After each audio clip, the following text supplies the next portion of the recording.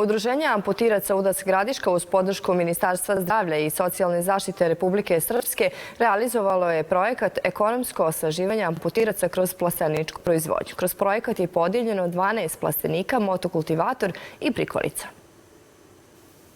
Jedan od plastenika postavljen je na imanju sedmočlane porodice Gorana Đorđića u Gornjim Podgradcima. Mjesečna primanja porodice Đorđić iznose svega 500 maraka. Živim nezgodno. Imam penzije 250 maraka, imam invalidine 100 maraka, imam dječjega 200 maraka. Od toga živim, ništa drugo nema.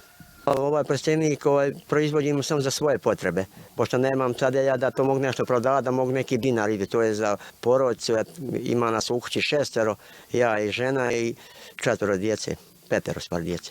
Ukupna vrijednost projekta je 45.900 maraka, od kojih je većinu obezbijedilo Ministarstvo zdravlja i socijalne zaštite. Od ministarstva smo dobili 43.680 maraka, a 2.220 je naše vlastito učešće u projektima.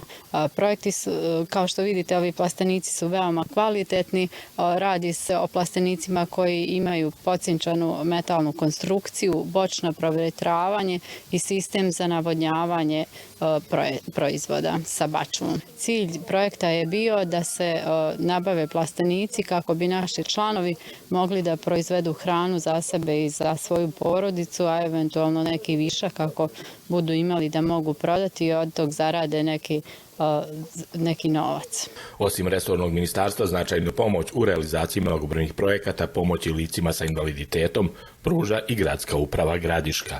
Pa mi smo krenuli od malih, pa evo došli smo do malo većih. Samo red, rad i uvijek će da uradi dobrim plodom. U suradnji sa ministarstvom i naravno s našom lokalnom zajednicom, našim gradonačelnikom grada Gradiške koji je nama uvijek na podršci i uvijek raširenih rukova i uvijek ovakve podrške i ove planove on nas podržava u našem radu. Gradska organizacija amputiraca Gradiška osim plastenika višečlanoj porodici Đorđić namjerava sanirati kupatilo koje trenutno nije u funkciji.